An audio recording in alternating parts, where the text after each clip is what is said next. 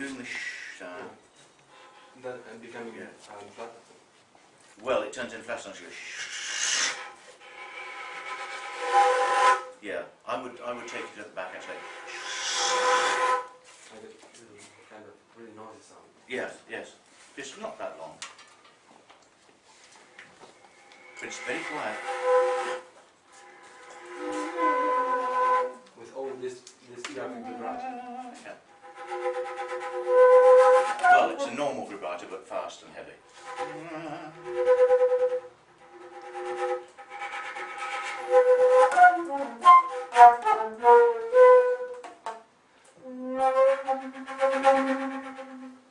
Yes, that's it.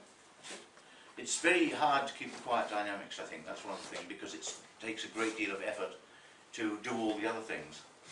So, bear in mind that there aren't very many loud things here, and you'll get louder later on. So, try and keep it. Do I do the first line? Or Just play it one more time, would you? Yes, sure. And watch out for the rallentante. More. Exaggerating. Yeah.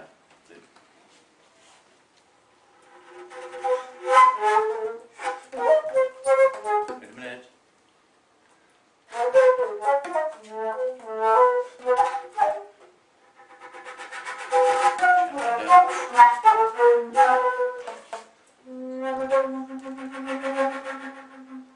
That's it.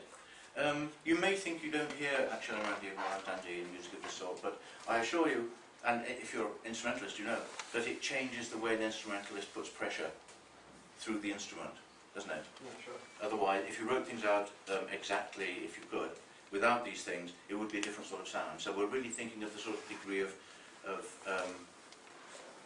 presence of the sort of musculature of the diaphragm and of the mouth muscle when one's pulling back or pushing forward. Okay, shall we go on?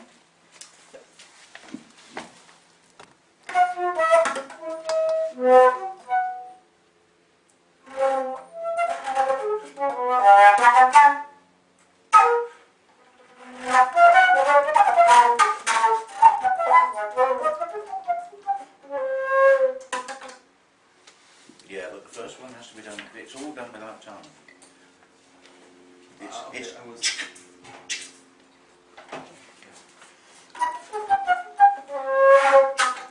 that's it. You'll note that the dynamics actually written in the score are what I call effort dynamics, which means that it's the effort you feel coming out of the instrument rather than the actual loudness of the note. It's to do with sometimes the difficulty of actually making the thing work. Yes, okay, we'll just go on for the moment and do the first page, shall we? Okay. Because we've done that before.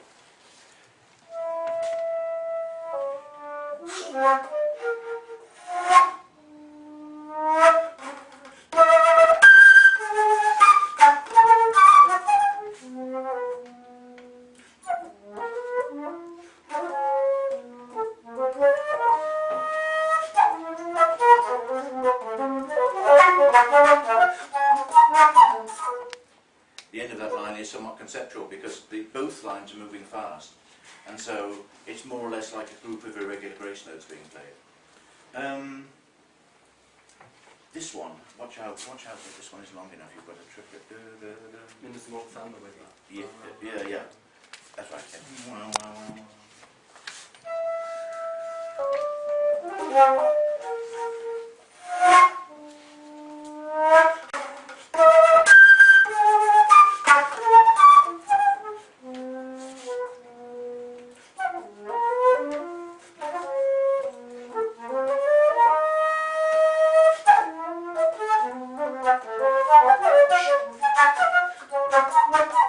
Yeah, that's right. You'll notice that the end of a line, in the second half of this line, is distinguished by both lines having a different dynamic. So the first one, the lower one, starts at P, P, P, P, and goes up to forte at the end. The top one starts at P, P, P, P, goes to mezzo forte, and then diminuendos again to P, P at the end of the line. Let's do just the second half, shall we? From here? Yeah. It's a big one. Yeah, that's right.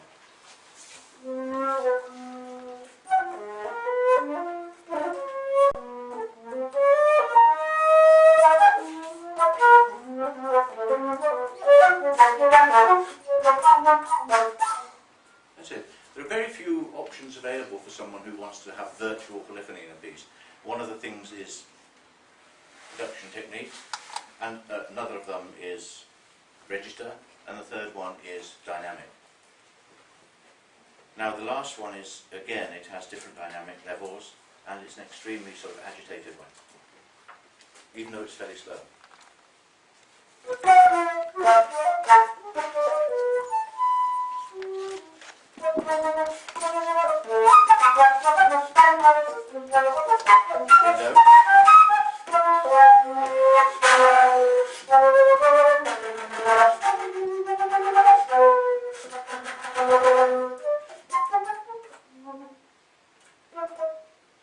And the underline, the lower line, at the end of the page here, it doesn't have any notes in it at all. What it has is articulations, crescendi, diminuendi, and wavy lines, which indicate the type of vibrato or interrupting technique which it has to employ. So you've got to think of this as an actual line, but it has no sounds in it. It's just changing the top line. Should we give that a try? Yeah, Just from just the end of the line, okay. perhaps. All right.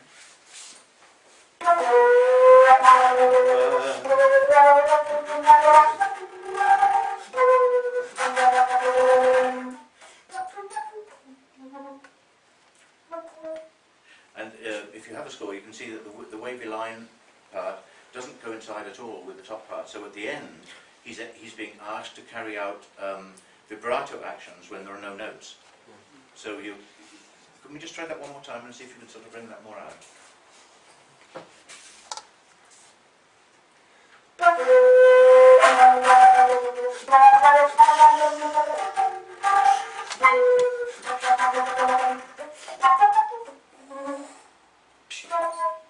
Yeah.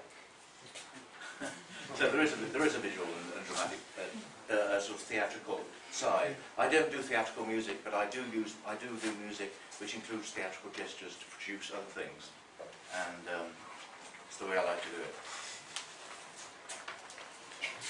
So shall we just? Let's do the next one. Now we're quite fast.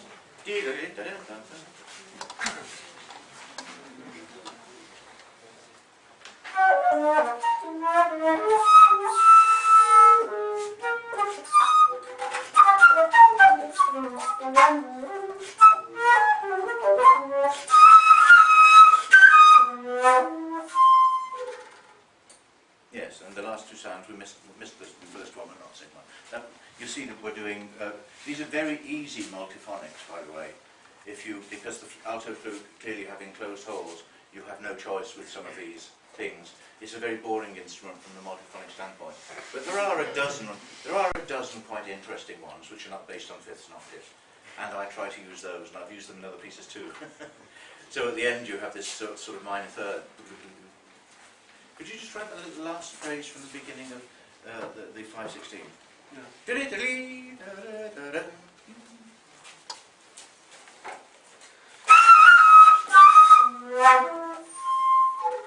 That one doesn't come out, does it? Pardon? That top one isn't coming out. Because I... Yes. Oh,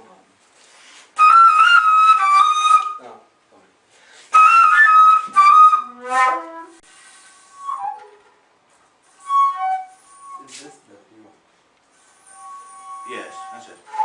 It's like an oboe bitone. You know, there's very few of them that work.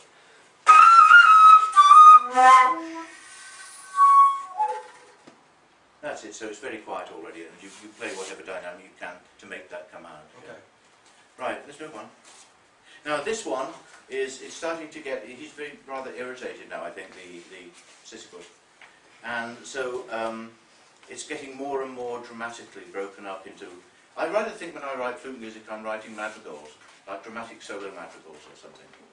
And I try to use the effects and changes of atmosphere and of emotion to construct the material.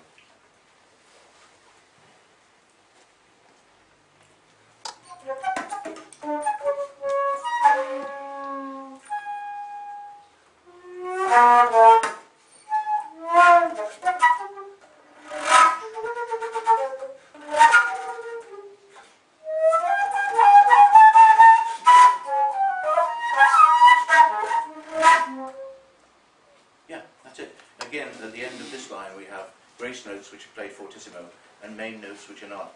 And so the main notes lying very close together, actually. There are some sort of quarter tones and eighth tones, or approximate eighth tones, notated in the score. They give us a sort of sense of, it's almost like a glissando, so the part is very unified, but the grace notes are jumping around all over the place. Shall we start at that 67? 60 measures? It's that to say. Okay. Yeah.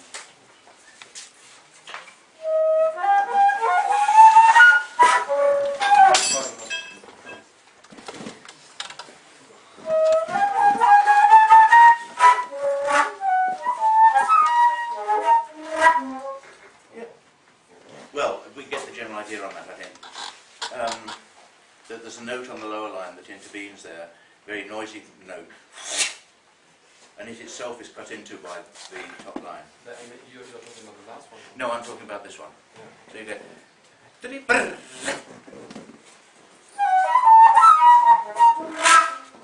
we are.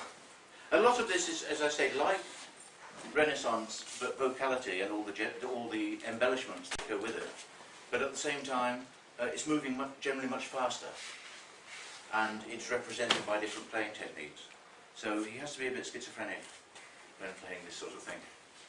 Okay, you know, I'm a cornetto player, and you know this cornetto, this curved sort of wood instrument you play on the side of your mouth. And what's lovely about this instrument is A, it sounds like a human voice, and B, it's no point in playing it at all unless you can improvise these Renaissance gestures that are not written in the score. So I rather enjoyed actually writing them out here. Okay, now we've got one which divides into even more. Five separate things in the third line. Yeah. He's trying to be optimistic at the beginning of this one.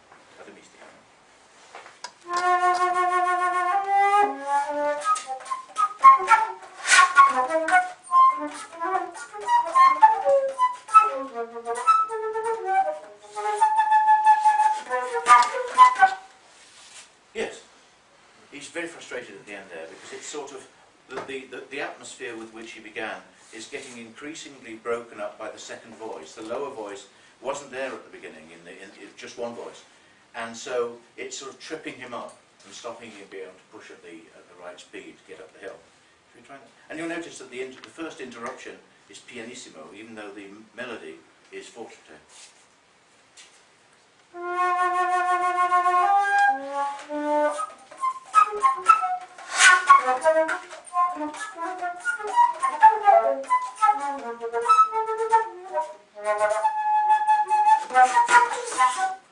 Yes. And one of the things also in my flute music, which is very important, is particularly the early one, which some of you may know, the Cassandra's Dream Song, 1970. It's the end of a section and the beginning of the next section are the difference or similarity is extremely important because it dictates the quality of the energy that the performer has available to him. And so he's got to look a bit ahead and think, am I going on or am I allowed to pause here? And if I'm allowed to pause, how do I project the sort of energy in myself then to explode in the next section in actual sound? So it's a very bodily sort of way of looking at things. In this one, it actually goes on, but the irritated sound is immediately transformed into an extremely quiet passage which says appena udibile. It's almost inaudible. It's the fourth line.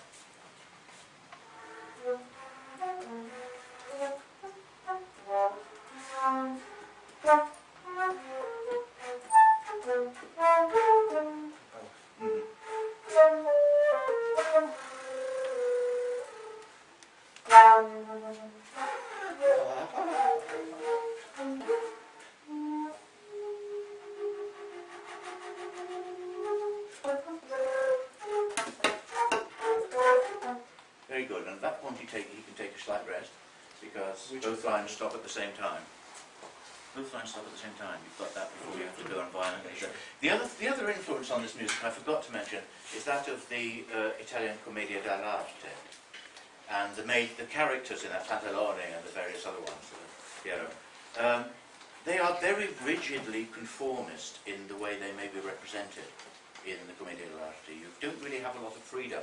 They're all conventionalized. And so I'm sort of bringing these different characters in. And this feeble thing that I talked about, Pantalone, yeah. What can I say? Old guy, right? Right. Try that bit, would you, in the middle of the last line? Sure. This is Pantalone. He's in, the bottom line says robusto, very robust and the top line says malsano, ill.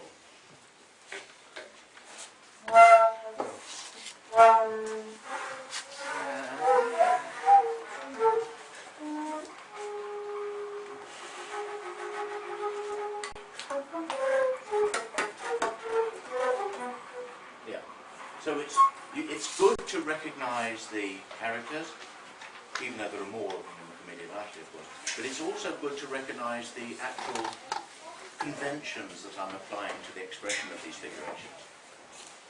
It's usually with a similar sort of vision that I'm doing it. Okay, now after that he has a long pause of 1.5 beats. And go. Now this is one of the most violent things in the entire piece, and it becomes more and more polyphonic in a ridiculous sort of way, but grace notes start to build up as the page goes on, and on the next page it's almost like normal flute music. You know, I gave Pierre Boulez a bribe to write it for me. So the implication on page 3 would be that you really need to, you can't take much of a breath at the end of the first line. So, blip-beep-bop. Yeah, and build it up towards the end of the page. Keep the whole page in your mind, even though you're being interrupted by the third line. Yeah? Or should I read that the first one? Just do the first line. I think we need to do more.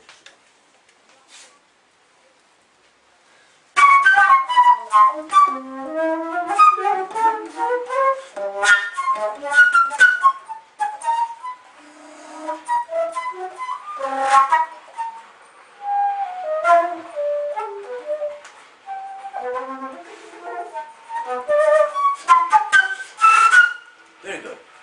Leave a bit more space here after this brr, because there's natural rest. When he cuts off the long high note with the brr, low one, brr, yeah. So you see that the sometimes the two lines they contribute to each other. It's like an argument, and sometimes one is molto arrabbiato and is shouting and screaming, and the other one is sort of leaning on the door like this. And you have to think of these, like in Shakespeare, you have to think of these characters as transmuting very much from one sort of emotional range to another, which is in the Italian madrigal. We find that the texts are so stupid mostly because they're written just so that they can be illustrated by composers. You know, sadness, joy, heart, all this. So I haven't used any of those, but I've used some sort of virtual ones.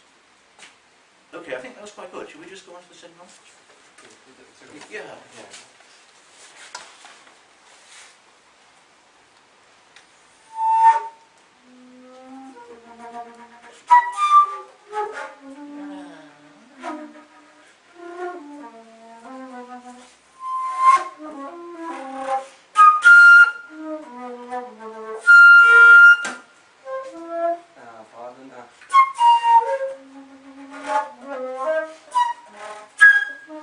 Yes, I try to make these multiphonics as playable as I can.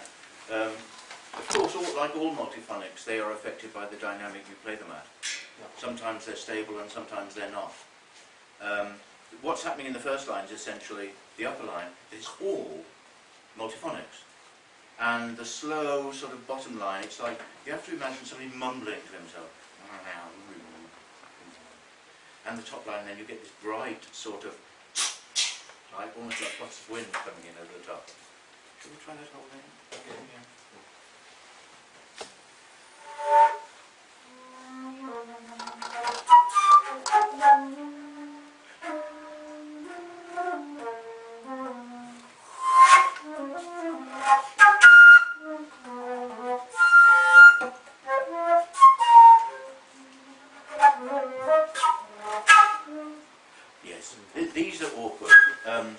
two are awkward and those are awkward.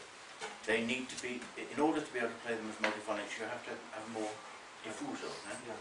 Foom, foom, foom, and then they should come. Yeah, that's it. This is how it is. Yeah, you should need the flat seventh at the top, as best you can, if that can come out. It's just the flat seventh on the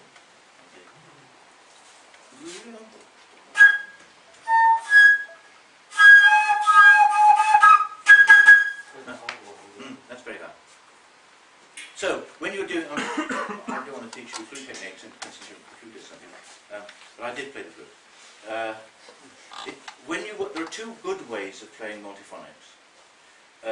One of them deals with the ability to adjust the multiphonic as you go on, because they're unstable naturally.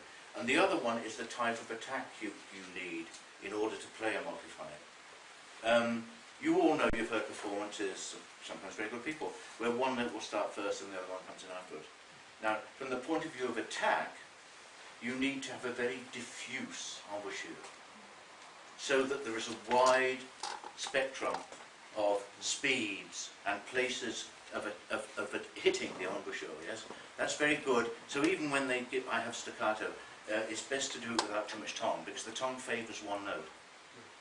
The other thing is, as I found out many years ago, if you have long multiphonics, they don't really want to sit there, and sometimes they'll break. So what I did in an earlier piece was, I pulsed them. And the pulsing allows you to reset the multiphonic. Perhaps you could just... Yes.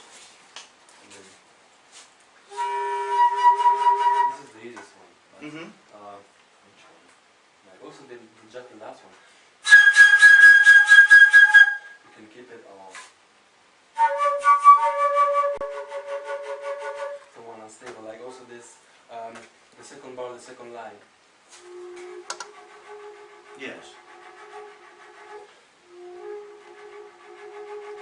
It just gives you, if one of those should fade, it gives you another chance immediately to pick the note up, and so we hear them as continuous.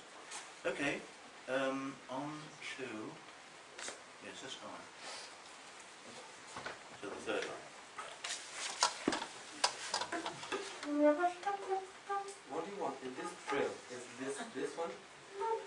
Yes, that's right, that's right. That's all it is.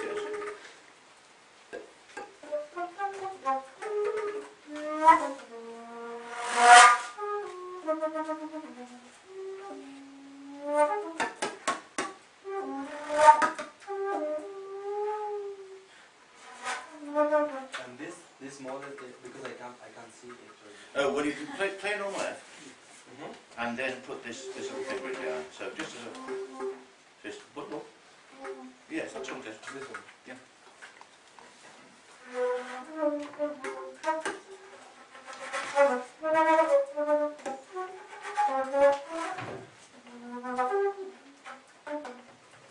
Yes, bit less tongue action, a bit less breath.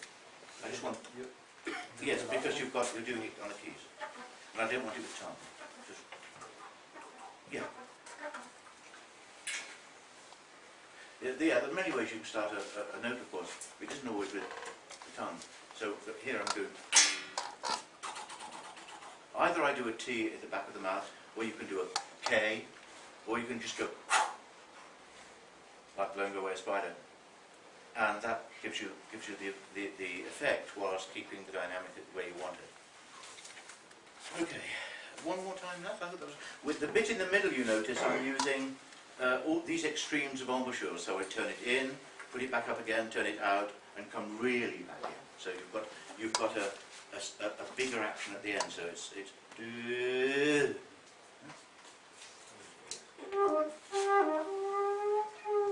That's right. Yes, exactly.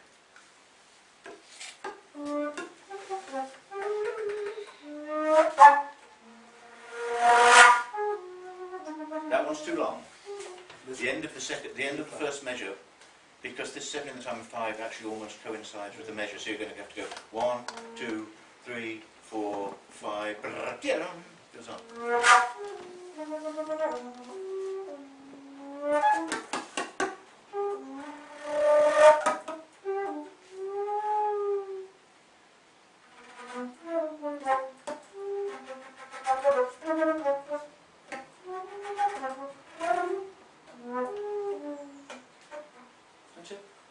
Watch with this one here. This looks long because it's a dotted quarter, but it's only in the remainder of that note. This is in measure 3. That's the problem with the notation. Sometimes you have to write a large value, but in effect it's a short note because the next line interrupts it. Let's try the first half of the line again, shall we? See if we can get some of these interruptions.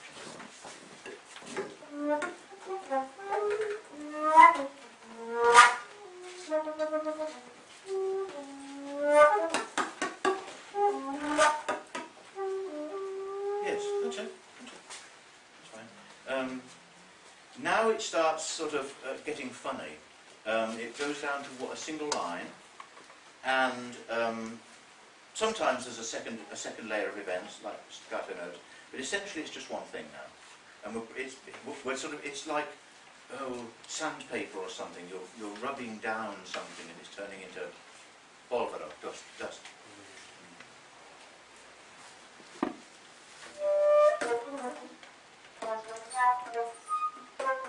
Okay. You'll note that the actual bass tempo here is much higher. Yes. So we're going 1, 2. 8, 9, 10, 11 again. 1, 2, 3, 4, 1, 2, 3, 4, 1, 2, 3, bump. Okay.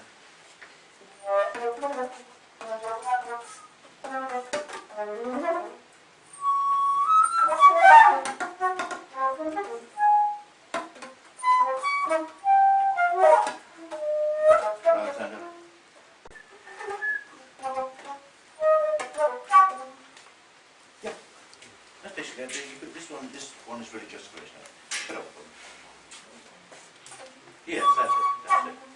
So you can, I think, sometimes you can hear differences of tempo in very nervous music, but not always.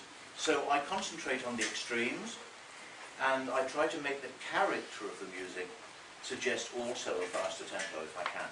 And by reducing the number of simultaneous events here, the player can sort of push it on, put another on a bicycle, change gears or something. And I think one does hear that. Should we try that line again? The beginning was actually I think you were too fast at the beginning, wasn't it? 1, 2, 1, 2, 3, 1. Okay. 1, 2.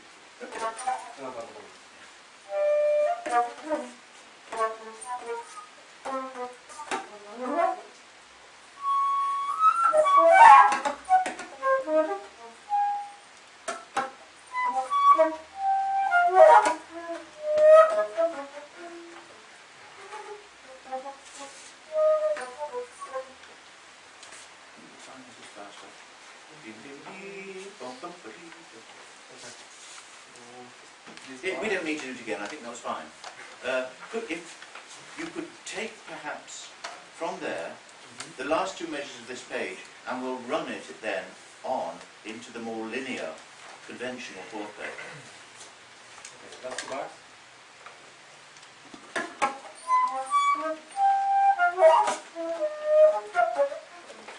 And what's wrong with that? That's right, yes, more on the F sharp major.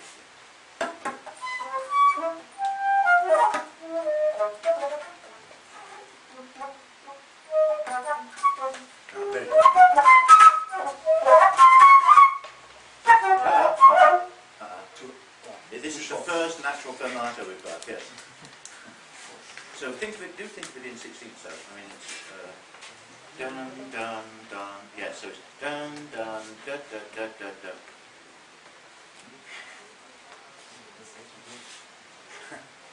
It's very quiet. Slide.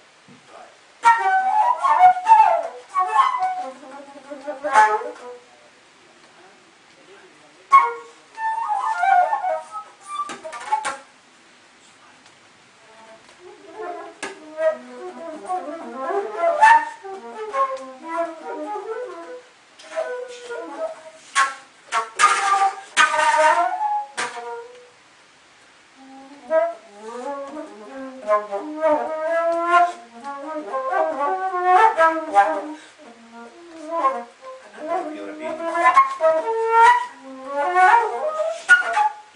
it's got to pick up from this ancora più rapido. You've got to pick up very much more so at the end you're doing that. Yes, so you see that clearly at this point we're dealing with conventional one-line music. The only things which are perhaps requiring comment at this point are at the beginning of the second line we have a triple trill. A triple, in my convention, double and triple trills mean that you play the main note more often than the trill notes, but you alternate between the trill notes in an irregular way. So you get a sort of moving cluster almost, coloured cluster. Can you just demonstrate that one, just as a technique? You see, so it also has a width, it's not just a single pitch. And some of these are really quite easy, but it's if you're having to move, you're having to move a large number of fingers, it doesn't work very well. And also a little bit happy yourself with the embouchure. Yes, that's right. The alto flute is limited. Okay, shall we start there at the beginning of that second line again? And then This one? let's do that. Yes, very very fine.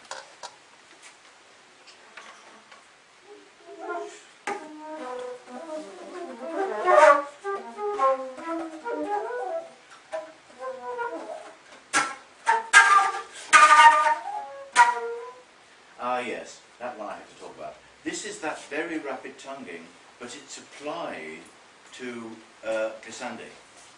And the glissandi are quite wide in most cases, so the player has to camouflage, and it's quite easy because of you're always retonguing, so you can coordinate your change of finger with something in the lip. Right? Just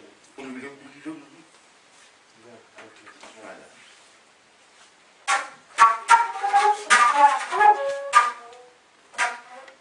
The last one is really fast. Yes, but you're going to choose fingerings for that one. Yes. You'll choose about 3 fingerings. You see it worked? That's okay. Now you see it, now you go. Right, shall we start at the last one now? Yeah. The last line. Now this is the beginning of the final section where I actually have 4 lines running simultaneously. But they're very emptied out lines, so it's not as if you've got trying to play 4-part chords or something. But it's the way of thinking about it. You'll see that the top line and the second line keep on agitating some sort of material, but the bottom 2, who are very loud, quasi xylophone, they come up, they break in at very, very unpredictable intervals.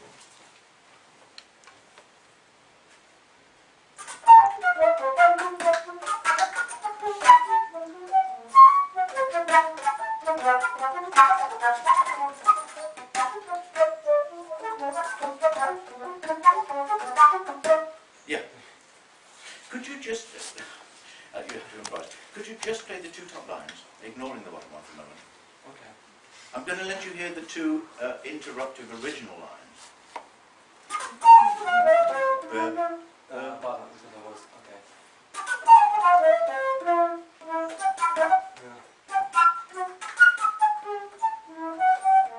Okay. You see that it's fairly contiguous, and I'm using a similar sort of middle dynamics for both of those lines, although they do have independent ones. Could you just play the bottom 2 lines?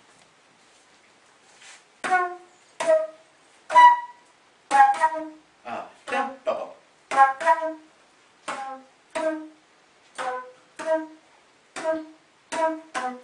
yes, that's it. So it's one way of trying to orchestrate the instrument is to make the more lines you have, the shorter the events have to be, quite clearly. Otherwise everything will get in a traffic jam. And what's happening here is that I'm going through various stages of trying to create 4 real lines, but it doesn't go on for long. In the second line of the last page, I'm down to 3 lines. But then again, as it empties out in the top 2 lines, more and more notes in the lower lines come in again. So the whole piece ends with just sort of. Where should we start? Top of the page? Yeah. Yeah. fastest line. Hmm? This is the hardest one. It is, absolutely. I agree. No, the last page is really very difficult.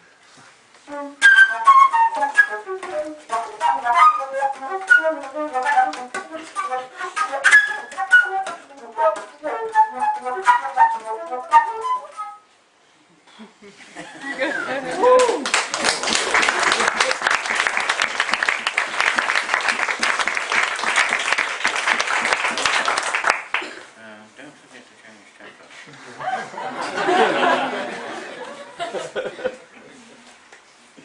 No, as you see, it's sort of fragmenting, like splitting the atom.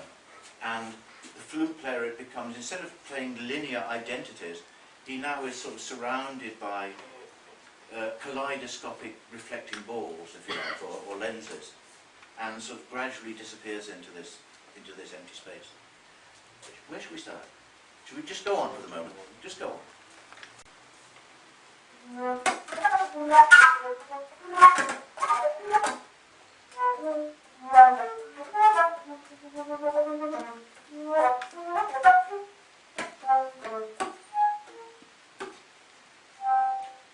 Yes, that was good. That was good. Which one is it? Oh, well, I don't know. It's whatever's easiest for you at this point. You can do it. Probably I would do it as an F sharp, if it's the dynamic is quite quiet. You want unaffected? Yes. What have I done here? I've done something silly, haven't I? Yeah, it's not really. That's not a real harmonic. No, it's not. Well, take some of the D then. The low one? Yeah. That's it. But it's got to be a little bit higher. Yeah. That's it. Sorry, I made a mistake. Me too. Yeah, you didn't tell me about it before.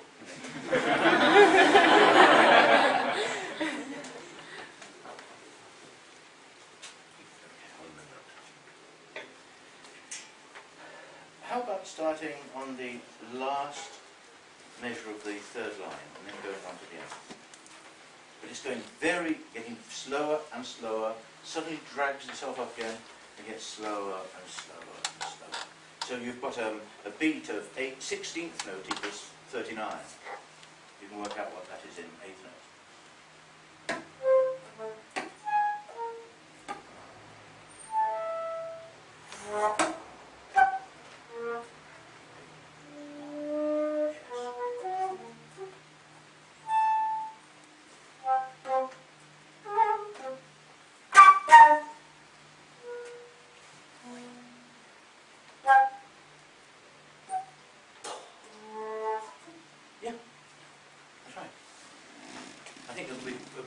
Some more syncopation, sense of syncopation.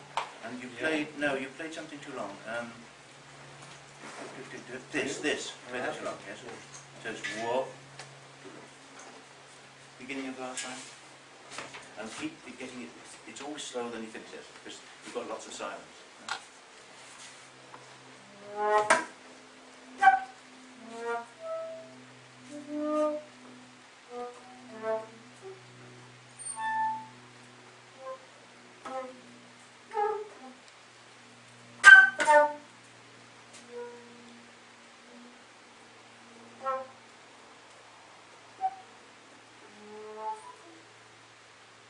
Yes, I'm conducting at the end 16th. So we're going from 42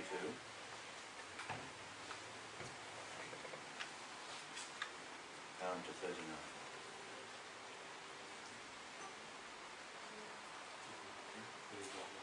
That's always a problem in irregular music, of really bearing in mind what's happening in the virtual tempo level. But it's all got to do with energy dispersal and accumulation.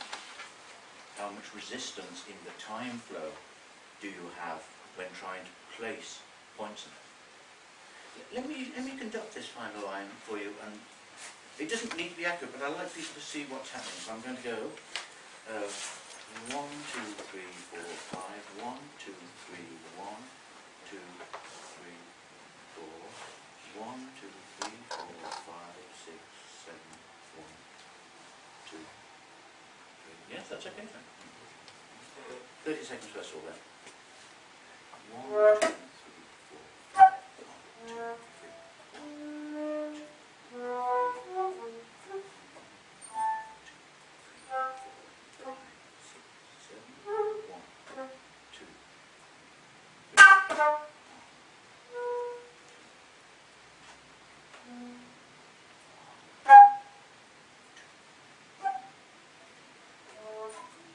You see the difference? Yeah. Well, if they'll pay me, I'll come and conduct with them. Would you like to say something? Because I've been talking now the whole time. Well, what about to say?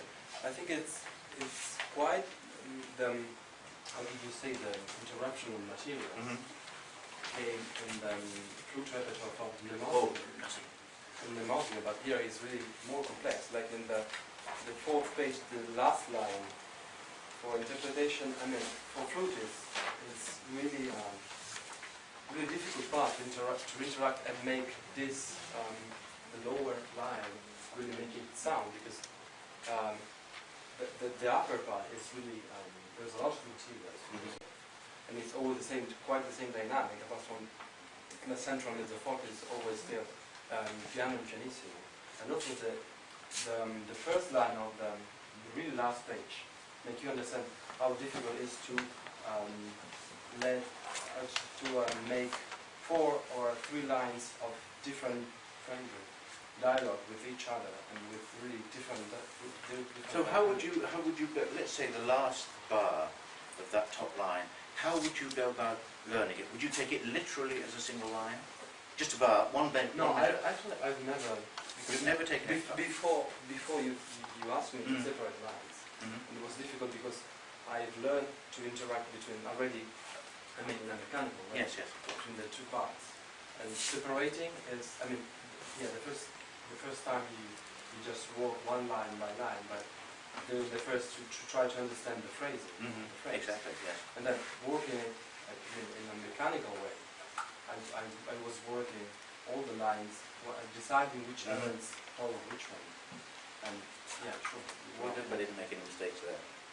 It's funny though, isn't it? When you think that the technique of playing woodwind instruments is really not as a thought pattern as advanced as pianists. Pianists, whilst this is very difficult, pianists could play it relatively quickly, but on a flute you can't. There's just something about... Yeah. Well, no, not. It used to be a melodic instrument. Yeah, okay. There's just something about the way you think the priorities of the different parts of it. Yeah? Maybe it's just that it's only a single sound source. You've got to adapt a single breath of air to do these multiple things, whereas you do have 2 hands and fingers with piano. I think we should leave it there.